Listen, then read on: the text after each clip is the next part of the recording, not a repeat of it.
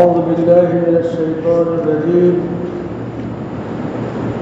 بسم الله الرحمن الرحيم.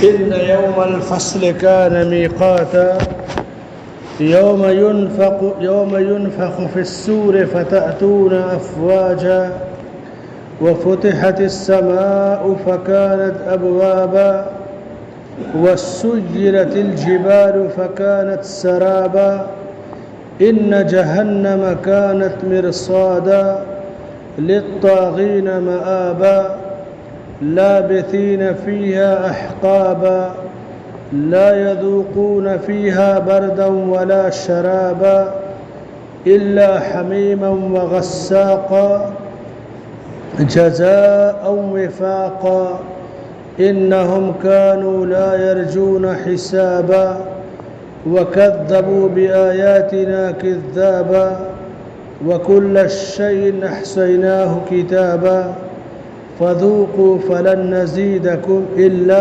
عذابا. یقیناً قیامت کا دن مقرر ہے جس دن سور میں پھونکا جائے گا تو لوگ فوج در فوج آ جائیں گے اور آسمان کھول دیا جائے گا، اس میں دروازے ہوں گے، پہاڑ چلائے جائیں گے، ان کی حیثیت سراب کی سی ہوگی، جہنم گھات لگائے بیٹھی ہے جو سرکشوں کا ٹھکانہ ہے، اس میں ہمیشہ ہمیش رہیں گے، جس میں گرمی اور سردی یہ دونوں چیزیں ان کو سخت قسم کی ہوں گی، اور سخت قسم کی گرمی بھی ہوگی، سخت قسم کی سردی، یہ ان کے عمل کا بدلہ ہوگا۔ اور وہ یوم جزا پر ایمان نہیں رکھتے تھے، ہماری آیتوں کو جھٹلاتے تھے، ہر چیز کو وہ لکھا ہوا پائیں گے اور کہا جائے گا کہ عذاب تمہارا جو ہے یہی ہے۔ یہ سورہ النبا کی 17 سے 30 آیتیں ہیں۔ سورہ نبا میں اللہ نے اپنی نعمتوں کا ذکر کرنے کے بعد دو قسم کے لوگوں کا ذکر کیا۔ یہ چند آیتیں جو طویل ہیں، اس میں اہل جہنم کا اور اس کے فوراً بعد ان للمتقین مفازا جنتیوں کا ذکر کیا گیا۔ قیامت کے دن کو کہا گیا کہ ان یوم الفصل کان میقاتا۔ یہ فصل کیا ہے؟ جدا کرنے کا دن۔ ایک تو انسان کی روح اس کے جسم سے جدا ہو جائے گی، یہ جدائی ہوئی۔ انسان اپنی دنیا کی ساری چیزوں کو چھوڑ کر دنیا چھوڑ دے گا، اس کو کہتے ہیں قیامت کا دن۔ قیامت کا دن اصل میں جدائی کا دن ہے، وہ مقرر ہے۔ اللہ نے کہا کہ کان میقاتا، وہ دن مقرر ہے۔ قیامت کے دن کے بارے میں مشرکین اختلاف کرتے تھے، اس پر ایمان نہیں رکھتے تھے کہ یہ کیسے ہو سکتا ہے کہ ہم مر جائیں گے تو اٹھائے جائیں گے۔ اللہ نے کہا کہ اس کا وقت مقرر ہے، جو کفر کرنے والے ہیں وہ اس پر ایمان نہیں رکھتے، لیکن جو اللہ کو ماننے والے ہیں وہ قیامت کے دن پر ایمان رکھتے ہیں۔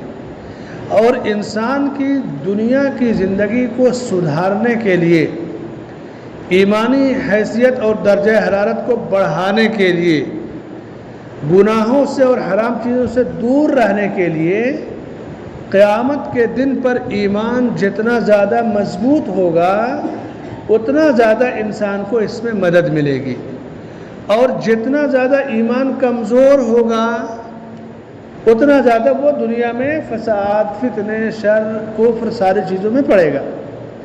تو اللہ نے کہا کہ اس کا وقت مقرر ہے، اور جس دن سور پھونکا جائے گا اور جو لوگ فوج در فوج آئیں گے۔ سور 2 بار پھونکا جائے گا۔ اس سور کیا ہے؟ ایک طرح کی آواز ہے جو اسرافیل علیہ السلام اللہ کے حکم سے نکالیں گے۔ پہلی آواز سارے لوگ سن کر کے گھبرا کر کے مر جائیں گے، دنیا فنا ہو جائے گی۔ فَإِذَا نُفِخَ فِي الصُّورِ نَفْخَةٌ وَاحِدَةٌ، ایک آواز سنے گی دنیا ختم ہو جائے گی۔ اس کے بعد دوسرا جو سور پھونکا جائے گا تو دنیا جب سے بنی ہے اور جب تک رہے گی، سارے لوگ اپنی قبروں سے اٹھ کھڑے ہوں گے۔ جو مردے جلا دیے گئے اللہ ان کو روح، ان کو جسم دے گا اور روح پہنائے گا، وہ آ جائیں گے۔ اللہ تعالیٰ ہر چیز پر قادر ہے۔ جب انسان کچھ نہیں تھا تو اس کو وجود بخشا، تو پھر مرنے کے بعد دوبارہ اٹھائے جانا اس کے لیے کوئی بڑی چیز نہیں ہے۔ جسم سے جب روح جدا ہوتی ہے تو اس کو کہیں گے فصل، جدائی ہو گئی۔ لیکن اب یہ جدائی پھر کب ملے گی؟ جب دوبارہ سور پھونکا جائے گا۔ تو جتنے لوگ ہیں، چاہے قبر میں ہوں چاہے کہیں بھی ہوں، راکھ اگر ہے جلا دی گئی ان کی جو ہے لاش کو، تو اللہ تعالیٰ انہیں پھر جسم پہنائے گا، پھر اس میں روح آئے گی اور پھر اٹھ کھڑے ہوں گے۔ یوم ینفخ فی الصور فتأتون افواجا، اس دن، قیامت کے دن سور پھونکا جائے گا اور لوگ اپنی قبروں سے جو جہاں مرا ہوا اٹھ کھڑا ہوگا۔ اور اس کے بعد پھر کیا ہوگا؟ وَفُتِحَتِ السَّمَاءُ فَكَانَتْ أَبْوَابًا، یہ آسمان جسے آدمی دیکھ رہا ہے چاروں طرف سے پیک ہے، بند ہے، اس دن آسمان کے دروازے کھول دیے جائیں گے اور دروازے نظر آئیں گے۔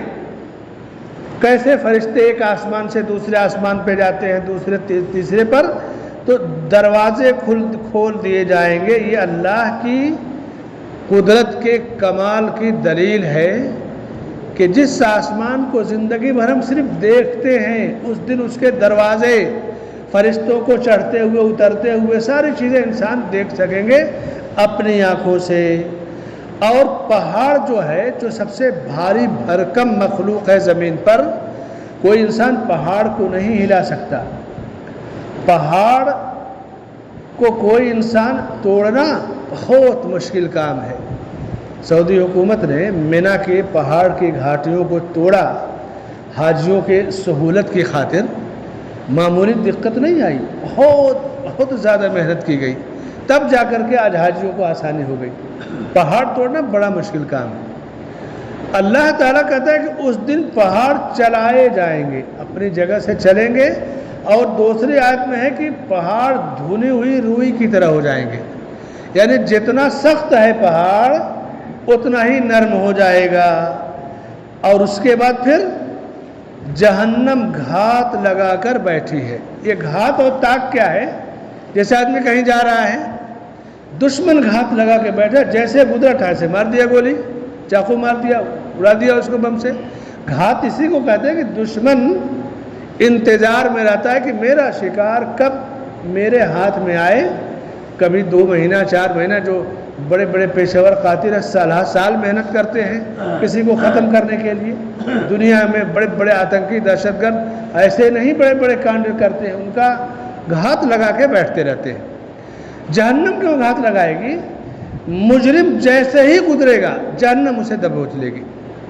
تو فرمایا کہ ان جہنم کانت مرصادا، یہ گھات اور طاق میں کس کی ہے جہنم؟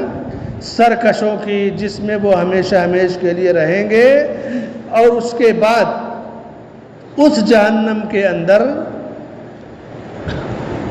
سردی اتنا زیادہ ہوگی کہ جسم ان کا جم جائے گا، اور گرمی اتنا زیادہ ہوگی کہ جسم پگھل جائے گا۔ دونوں چیزیں ہوں گی، لیکن سردی ایک دم عروج پر اور گرمی عروج پر، یا دونوں چیزوں سے محروم ہوں گے۔ تو فرمایا کہ لا یذوقون فیہا بردا ولا شرابا، جو ٹھنڈی ظاہری طور سے جسم محسوس کرتا ہے وہ ٹھنڈی نہیں پائیں گے، جو پانی آدمی پی کر کے جسم کو راحت پہنچاتا ہے وہ پانی نہیں پائیں گے۔ سردی ہوگی، سردی کا لطف نہیں پائیں گے، پانی ہوگا لطف نہیں پائیں گے، لیکن جو سردی ہوگی وہ عذاب کی ہوگی، جو پانی ہوگا وہ عذاب کا ہوگا، کھولتا ہوا گرم پانی ان کے لیے ہوگا۔ ایسا کیوں یہ ان کے اس عمل کا بدلہ ہوگا کہ جو دنیا میں یوم آخرت پر اور اللہ کے ساتھ کفر کیا کرتے تھے اور مرنے کے بعد پر ان کا ایمان نہیں تھا۔ بہت سارے لوگ سماج میں جب ان کو عقیدہ توحید کی، مرنے کے بعد حساب کتاب کی بات بتائی جائے تو ہنسی مذاق میں ہی صحیح کہتے تھے، مگر یہ کہنا کفر ہے۔ کہیں گے وہاں کا کون جانتا ہے؟ کوئی دیکھا ہے؟ دنیا کا دیکھتے ہیں، دنیا کا جانتے ہیں، ہے کہ نہیں ایسے لوگ سماج کے اندر؟ ایسا کہنا کلمہ کفر ہے۔ آپ نے دیکھا نہیں ہے، لیکن ایمان بالغیب یہی تو ہے کہ بغیر دیکھے ایمان رکھا جائے، اور جب ایمان رکھ دیا، ایمان لا دیا آپ، تو پھر آپ اس پہ گفتگو نہیں کر سکتے۔ کوئی آپ اپنے ایمان میں خود شک و شبہ میں ہیں۔ بہت سارے لوگ جب بیٹھیں گے نا ٹیک لگا کے، جب بات ہوگی آخرت کے، ایمان کی، حقوق کی، کہیں گے ارے وہاں کا کون جانتا ہے، جو دنیا ہے اس کو دیکھو۔ ایسا کہنا کفر ہے۔ لا یذوقون فیہا بردا ولا شرابا، اور کہا کہ انہم کانوا لا یرجون حسابا۔ عقیدے سے انحراف، اسلامی جو عقیدہ ہے، ایمان کے جو 6 ارکان ہیں، ان ارکان سے انحراف، اور اسی کے ساتھ وَكَذَّبُوا بِآيَاتِنَا كِذَّابًا، اور وہ ہماری آیتوں کو جھٹلاتے تھے۔ کیسے جھٹلاتے تھے آیتوں کو؟ کہتے تھے کہ مَا هِيَ إِلَّا حَيَاتُنَا الدُّنْيَا نَمُوتُ وَنَحْيَا، بس دنیا ہے ہمارے لیے، مر گئے تو پھر کیا، کچھ نہیں ہے۔ الحاد، دہریت، کفر، یہ عقیدہ رکھتا ہے۔ تو ایسا عقیدہ رکھنے والا گویا یوم آخرت کو اور مالک یوم الدین کو جھٹلاتا ہے، تو اس کی سزا وہ جہنم ہے، اس کی گھات میں بیٹھی ہوگی۔ وَكَذَّبُوا بِآيَاتِنَا كِذَّابًا۔ جھٹلانے کی دوسری صورت یہ ہوتی تھی جب اللہ کے رسول صلی اللہ علیہ وسلم نے لوگوں میں دین کو پیش کیا تو مکہ کے مشرکین نے کہا کہ ھذا ساحر کذاب، یہ جادوگر بھی ہیں اور جھوٹے بھی ہیں، یعنی نبی کو ہی جادوگر اور جھوٹا کہا۔ تو نبی کو جھٹلانے والا گویا وہ اللہ کو جھٹلا رہا ہے، اس لیے کہ نبی اپنی جانب سے کچھ نہیں کہتے۔ تو یہ ان کی سزا ہوگی جو لوگ آخرت کو جھٹلاتے ہوں گے یا نبی کو جھٹلاتے ہوں گے، ایمان نہیں رکھتے ہوں گے۔ اور فرمایا کہ وَكُلَّ شَيْءٍ أَحْصَيْنَاهُ كِتَابًا، ہر چیز کو ہم نے لکھ رکھا ہے۔ کوئی یہ نہیں کہے گا کہ مجھ پر ظلم ہو گیا، میرے ساتھ ناانصافی ہو گئی۔ اس کے ایک ایک عمل کو فرشتے نوٹ کرتے ہیں، لکھتے ہیں، اور جو کچھ کیا ہے وہی اس کے سامنے پیش کر دیا جائے گا، اور کہا جائے گا فَذُوقُوا فَلَن نَّزِيدَكُمْ إِلَّا عَذَابًا، سنو تم اپنے عذاب کا مزہ چکھو۔ آج کچھ اگر ملے گا بڑھ چڑھ کر کے تو عذاب ہی ملے گا، اور کچھ نہیں ملنے والا ہے۔ اس لیے انسان ایمان اور عقیدے کو جتنا صحیح سالم رکھے گا اتنا زیادہ وہ اللہ کے غضب اور عذاب سے بچے گا۔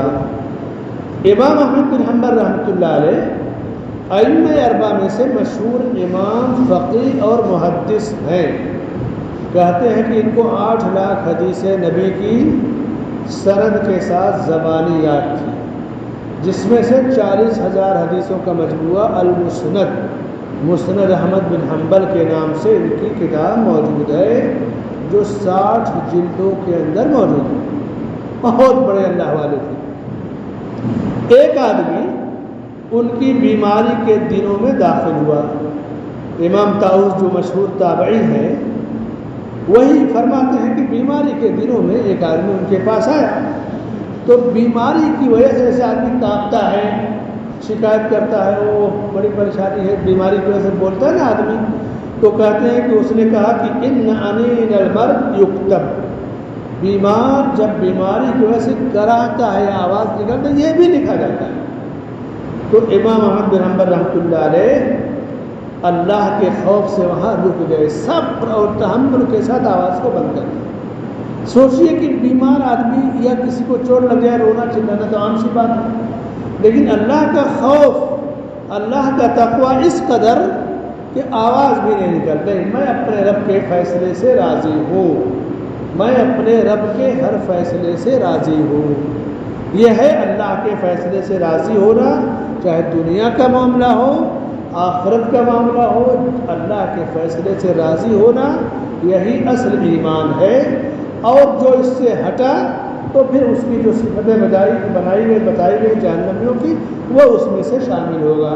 تو ان آیتوں میں اللہ تعالیٰ نے اہل جہنم کے اوصاف بیان کیے سورہ نبا کی 17 سے 30 نمبر کی آیتوں میں، اور اس کے بعد والے میں اہل جنت کا ذکر ہے، جس کو انشاءاللہ کل کی گفتگو میں ہم سنیں گے۔ اللہ سے دعا ہے کہ اللہ تعالیٰ ہمیں ایمان بالآخرہ کی مضبوطی اور پختگی عطا فرمائے، اور آخرت پر ایمان کو مضبوط کر کے ہمیں اپنے دنیاوی کردار اور دنیاوی حالات کی اصلاح کی توفیق عطا فرمائے، آمین۔